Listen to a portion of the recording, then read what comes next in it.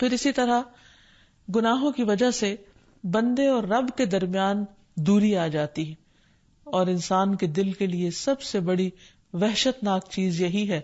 کہ اس میں رب کا ذکر نہ ہو، اس میں سکون نہ ہو، اطمینان نہ ہو۔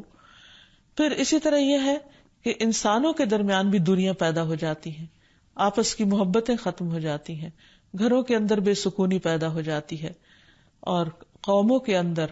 قوم کے افراد کے درمیان باہم ایک دوسرے کے ساتھ ناچاکی اور لڑائی جھگڑے پیدا ہو جاتے ہیں۔ پھر اسی طرح گناہ کرتے رہنے سے انسان کے دل کے اندر سے گناہ کی نفرت ختم ہو جاتی، اور جب گناہ کی نفرت نہیں رہتی تو پھر انسان آسانی سے گناہ کرتا چلا جاتا ہے، اور اتنا بے حس ہو جاتا ہے کہ گناہ کرنے کے باوجود اس کو احساس نہیں ہوتا کہ اس نے گناہ کیا ہے، اور پھر اسے توبہ کی توفیق بھی نصیب نہیں ہوتی۔ پھر اسی طرح شیطان انسان پر مسلط ہو جاتا ہے، ایسا انسان شیطان کا آلہ کار بن جاتا ہے جو گناہ کرنے کے بعد توبہ نہیں کرتا، اور بعض گناہوں کی وجہ سے انسان لعنت کا مستحق بھی ہو جاتا ہے، یعنی اللہ سبحانہ وتعالیٰ کی رحمت سے دوری ہو جاتی ہے، جیسے نبی صلی اللہ علیہ وسلم نے سود کھانے والے پر اور کھلانے والے پر لعنت بھیجی ہے۔ پھر اسی طرح انسان بعض اوقات بڑے گناہ نہیں بھی کرتا، لیکن چھوٹے گناہ معمولی سمجھ کر کرتا چلا جاتا ہے، تو یہ یاد رکھنا چاہیے کہ چھوٹے چھوٹے گناہ مل کر انسان کو ڈبونے کے لیے کافی ہو جاتے ہیں۔ رسول اللہ صلی اللہ علیہ وسلم نے فرمایا، چھوٹے گناہوں سے بھی اپنے آپ کو بچاؤ، کیونکہ بعض اوقات بہت سے چھوٹے گناہ بھی اکٹھے ہو کر انسان کو ہلاک کر دیتے ہیں۔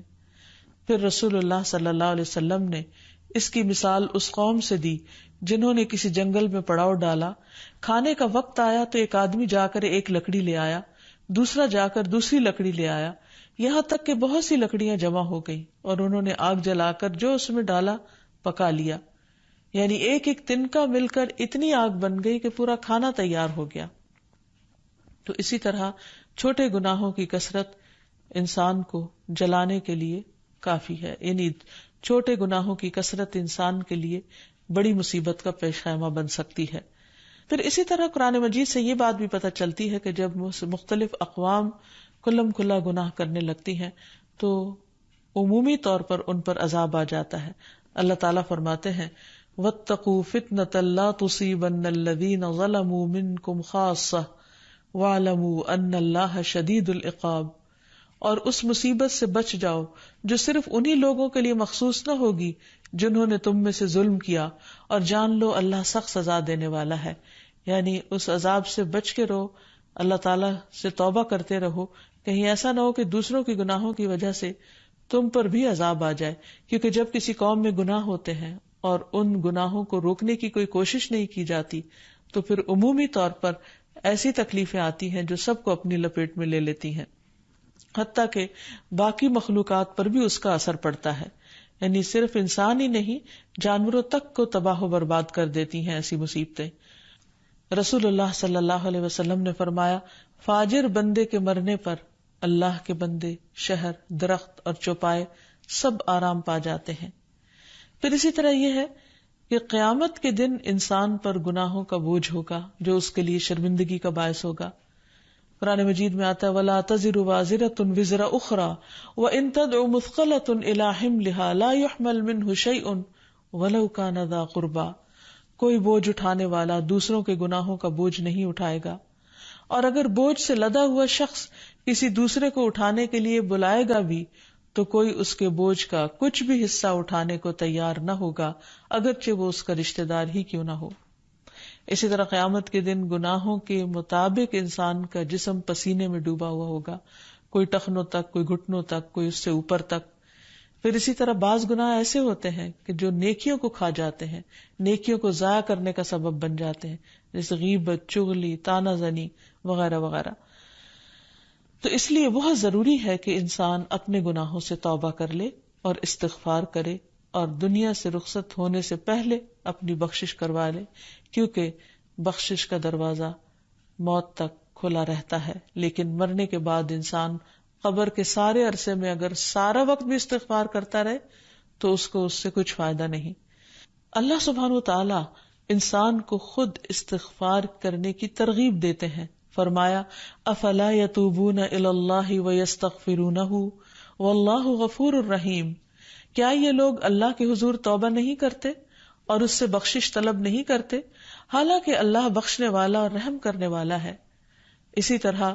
تمام لوگوں کو اللہ تعالیٰ نے استغفار کا حکم دیا، وَأَنِ اسْتَغْفِرُوا رَبَّكُمْ ثُمَّ تُوبُوا إِلَيْهِ، اور یہ کہ اپنے پروردگار سے معافی مانگو اور اس کے حضور توبہ کرو.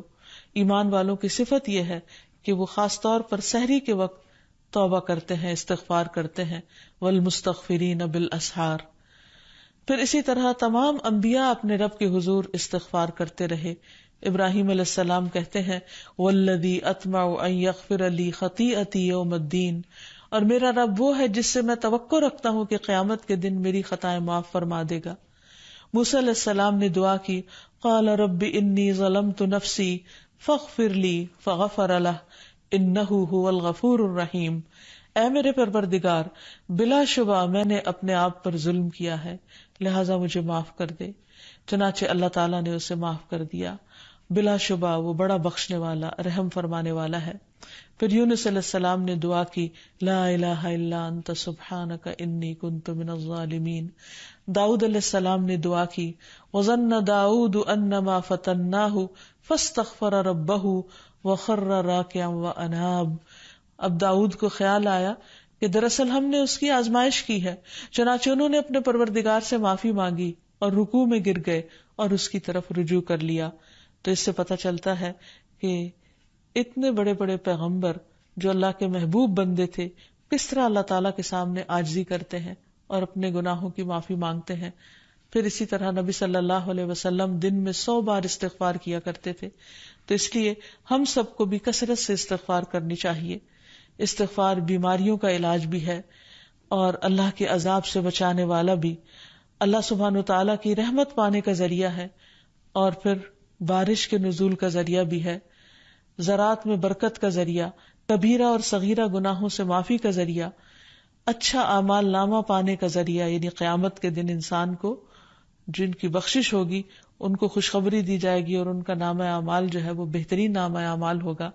پھر جنت میں درجات کی بلندی استغفار کی وجہ سے ہوگی. تو اس لیے ضروری ہے کہ ہم اٹھتے بیٹھتے اپنے گناہوں کی معافی مانگتے رہیں. اور استغفار کے لیے انسان اپنی زبان میں بھی اللہ تعالیٰ سے بخشش مانگ سکتا ہے، لیکن بہتر یہ ہے کہ اگر انسان قرآنی دعاؤں اور مسنون دعاؤں کا سہارا لے اور ان کو سیکھ بھی لے، کیونکہ یہ ہم سب کی ضرورت ہے. جہاں تک قرآنی دعاؤں کا تعلق ہے تو اس میں آتا ہے رب انی ظلمت نفسی فاغفر لی، اے میرے رب بلا شبہ میں نے اپنے آپ پر ظلم کیا ہے لہٰذا مجھے معاف فرما دے. پھر ہے رب اغفر وارحم وانت خیر الراحمین، اے میرے رب بخش دے اور رحم کر، اور تو رحم کرنے والوں میں سب سے زیادہ رحم والا ہے. پھر ہے رب اغفر لی ولوالدی وللمؤمنین یوم یقوم الحساب، اے پروردگار مجھے بخش دے، میرے والدین اور سارے مومنوں کو جس دن حساب کتاب ہو. پھر ایک اور دعا ہے ربنا اتمم لنا نورنا واغفر لنا انک علی کل شیء قدیر، اے ہمارے رب ہمارے لیے ہمارا نور پورا کر دے اور ہمیں بخش دے، یقیناً تو ہر چیز پر خوب قادر ہے. پھر ہے ربنا اغفر لنا ذنوبنا واسرافنا فی امرنا وثبت اقدامنا وانصرنا علی القوم الکافرین، اے ہمارے رب ہمارے گناہ بھی معاف فرما دے،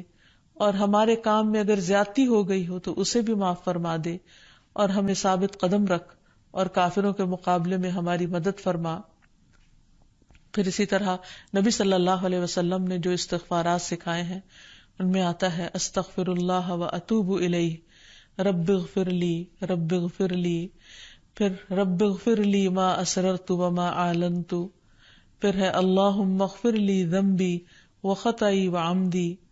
پھر ہے سبحان اللہ وبحمدہ استغفر اللہ واتوب الیہ، پھر اسی طرح استغفر اللہ الذی لا الہ الا هو الحی القیوم واتوب الیہ، پھر ہے اللہم اغفر لی ذنبی کلہ دقہ وجلہ اولہ وآخرہ وعلانیتہ وسرہ، اے اللہ میرے تمام گناہ معاف کر دے، چھوٹے بڑے، اول آخر، ظاہری اور پوشیدہ. پھر اسی طرح اللہم انی ظلمت نفسی ظلما کثیرا ولا یغفر الذنوب الا انت فاغفر لی مغفرۃ من عندک وارحمنی انک انت الغفور الرحیم۔ اے اللہ، میں نے اپنی جان پر گناہ کر کے بہت ظلم کیے،